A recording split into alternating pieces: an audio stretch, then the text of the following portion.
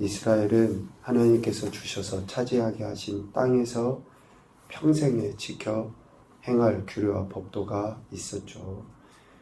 이스라엘 백성이 가나안 땅에 들어가기 위해서가 아니라 가나안 땅에 들어가 살 때에 계속 이것을 강조해서 하나님이 말씀하십니다. 가나안 땅에 들어가는 수고는 자기들의 힘으로, 능력으로, 노력으로 하는 게 아니에요. 하나님께서 가나안 땅에 들어가 차지하게 하시는 그 땅이라고 분명히 이야기하십니다. 평생에 지켜 행해야 될 규례와 법도가 있다. 특별히 오늘 12장에서는 크게 두 가지를 이야기합니다. 첫 번째는 하나님을 섬김에 있어서 하나님께서 자기의 이름을 두시려고 모든 지파 중에서 택하신 곳에 찾아 나가서 하나님께 예배해야 한다 라고 5절에 이야기합니다. 우상을 섬기는 것처럼 내가 만들어 놓은 곳, 내가 세워놓은 신상, 그 앞에 어디서나 아무 데서나 하나님께 예배하는 것이 아니라 하나님께서 모든 지파 중에서 택하신 곳인 그곳에 찾아 나아가서 하나님께 예배해야 한다 라는 것을 이야기하죠. 그렇게 하니까 이방 신들을 섬기는 것처럼 행하지 않게 되죠. 4절. 또 8절. 각기 소견대로 행하지 않게 됩니다. 하나님께서 정하신 장소, 하나님께서 택한 그곳에 나아가서 예배하기 때문에 이방 신들을 섬기는 것처럼 섬길 수가 없어요. 또 자기 소견대로 행할 수가 없다라는 것이죠. 그리고 오늘 신명기 12장에서는 두 번째로 오늘 우리가 읽은 본문의 말씀을 통해 마음의 고기를 먹고자 할 때 크게 삼가서 그 피는 먹지 말아야 한다 라고 23절에 이야기합니다. 하나님이 택하신 장소에서 예배하고 그리고 하나님께서 허락하신 그 고기를 마음껏 먹을 수 있는데 단 피는 먹지 말아야 한다 라는 것을 평생에 지켜야 할 규례와 법도로 하나님이 주셨습니다. 오늘 신명기 12장 20절 이하에 마음의 고기를 먹고자 하면 고기를 먹을 수 있다. 언제나 원하는 만큼의 고기를 먹을 수 있다라고 20절에 이야기하죠. 하나님께서 허락하신 대로 지경을 넓히신 후에, 그러니까 가나안 땅에 들어가서 정착하여 살게 될 때에 고기를 먹고 싶은 생각이 들면 마음껏 먹을 수 있다. 21절 이야기하죠. 이때 정한 자나 부정한 자를 막론하고 노루나 사슴을 먹는 것 같이 먹을 수 있다. 하나님이 정해 놓으신 그 장소는 각 지파들이 흩어져서 사는데 예루살렘이라는 그 한 장소를 하나님이 정하셨을 때에 멀리 떨어져 있는 지파가 있을 수 있잖아요. 그러면 고기 한번 먹으려면 예루살렘 성전에 와서 그것을 잡아가지고 먹어야 되는데 할 수가 없어요. 그러니까 하나님께서 어디서든지 그 고기를 노루나 사슴을 먹는 것처럼 잡아서 먹을 수 있다라고 말씀하신 거예요. 그러나 23절 크게 삼가서 그 피는 먹지 말라 라고 이야기하십니다. 피는 이중적인 의미, 개념을 갖고 있죠. 생명이 있는과 동시에 죽음을 의미하거든요. 생명과 죽음을 나타냅니다. 그래서 피를 먹지 말라 라고 분명히 말씀하시는데 첫 번째 이유는 생명 존중 사상 때문이겠죠. 아무리 피조물이라 할지라도 짐승이라 할지라도 그 생명 자체에 그 존중을 보여야 한다 라는 그런 의미를 담고 있습니다. 그래서 고기와 피를 함께 먹는 것은 그 잔인한 행위로 본 거죠. 생명을 경시하는 그런 잔인한 행위로 보는 겁니다. 또 왜 피를 먹지 말라고 했냐면 생명을 주관하시는 분은 오직 하나님 한 분이시다라는 것을 가르쳐 주기 위함이에요.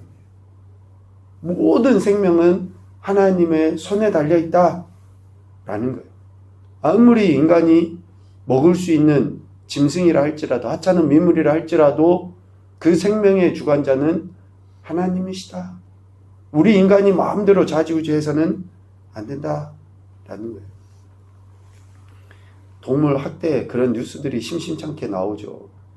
자기 집에서 뭐 가족같이 키우는 뭐 개 이렇게 이야기하잖아요. 그런데 한 번씩 그 뉴스에 보면 그런 개들을 뭐 질질 끌고 다녀버린다는, 뭐 생각이 어찌 되는지 모르겠지만 하여간 인간이 그러한 그 생명을 자기 마음대로 좌지우지하는, 생명의 주관자가 하나님이신데 그렇게 행동하는 것을 금하신 거죠. 그렇게 하지 말라.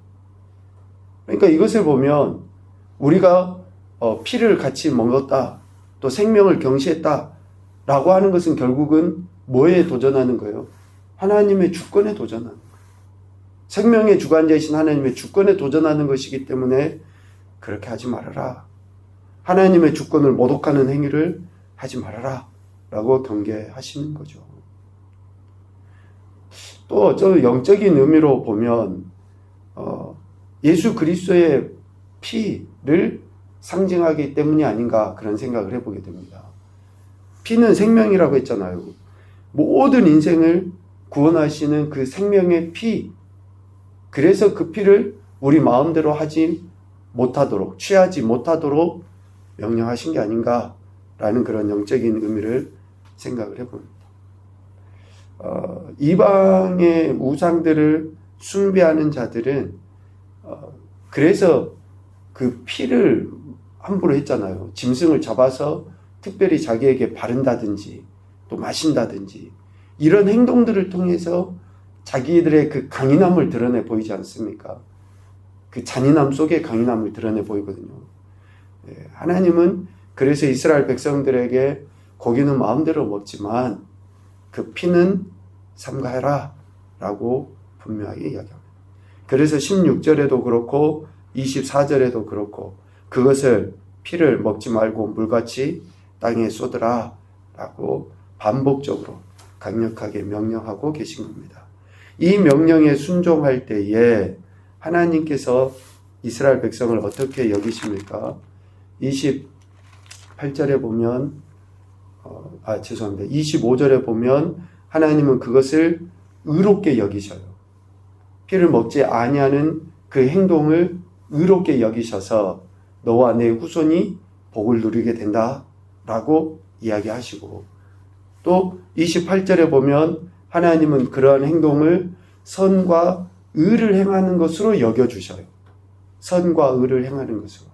그래서 너와 내 후손에게 영구히 복이 있으리라 라고 이야기합니다.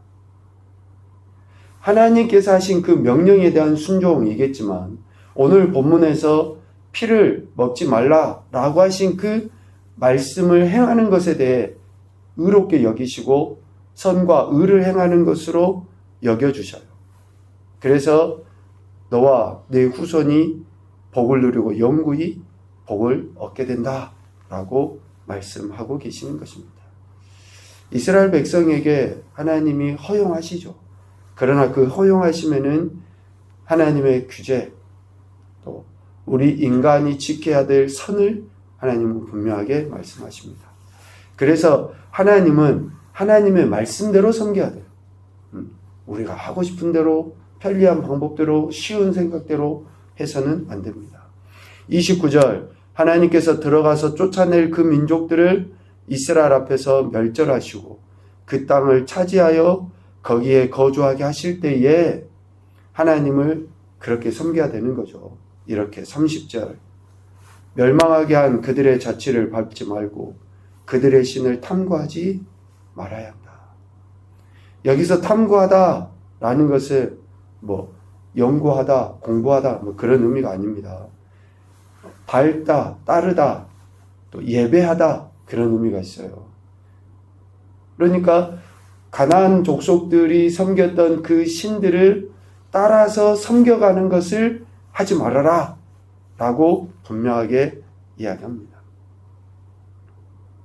그러니까 참 이스라엘 백성들이 어쩌면 우리도 마찬가지지만 당시의 전쟁은 신과 신의 전쟁이라고 알고 있잖아요. 가나안을 정복해서 차지하게 됐어요. 그러면 단순히 생각해서 하나님이라는 신이 가나안의 우상이라는 신을 이겼으면 하나님이라는 신만 섬기면 되잖아요, 이스라엘 민족이. 그런데 눈에 보기에 화려하고 또 쉽고 편리하니까 아무데나 다 신이거든요. 그러니까 그것을 쫓아가요. 그리고 또 그들이 뭔가 행동, 즉 뭐 춤을 추며 한다든지 뭐 자기 몸을 해하면서 한다든지 하는 그런 눈에 보이는 행동이나 그런 자극적인 것들이 더 쉬워 보이니까 탐구하는 거죠. 신과 신의 전쟁이어서 하나님이라는 신이 이겨서 지금 자기들이 가나안 땅을 차지했음에도 불구하고 눈에 보이는 그런 쉬운 방법, 그런 신들을 쫓아서 섬기려 하는 그런 우리 인간의 가장 어리석은 미련한 그 모습들이 있는 것을 하나님은 아시는 거예요. 그러니까 그들의 신들을 탐구하지 말아라 라고 분명하게 이야기하는 것이죠. 31절 여호와께서 꺼리시며 가증히 여기시는 일이기 때문에 그런 일을 행하지 말아라 라고 분명하게 명령하고 있습니다. 꺼리시다 라는 것은 단순히 싫어해서 피하는 정도의 문제가 아니에요. 철저하게 하나님이 증오하시는 거예요. 증오하시는 거예요. 하나님을 우상처럼 섬기는 것, 철저하게 하나님이 증오하시죠. 가증히 여기다 라는 그 말은 구역질할 만큼 혐오스러워하는, 정말 하나님이 싫어하시는 이러한 일의 대표적인 게 뭡니까? 31절 말미에 이야기합니다. 자기들의 자녀를 불살라 그들의 신에게 드리라.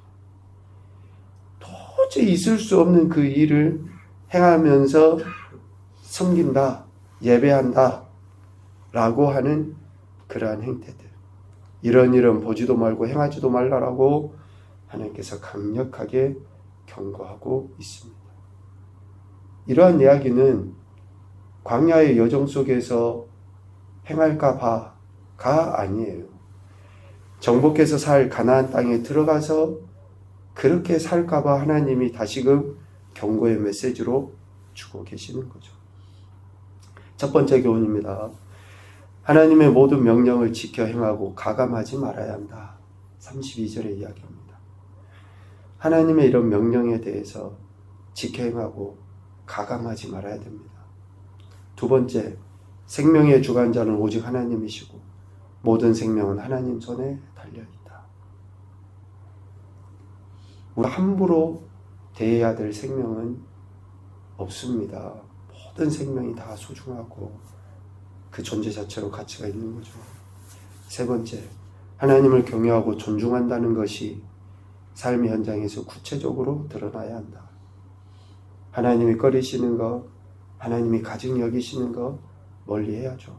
또 하나님이 기뻐하시는 것, 의롭게 여기시는 것이나 선과 의로 여겨주시는 것에 대해서 적극적으로 행해야 한다라는 것을 알 수 있습니다.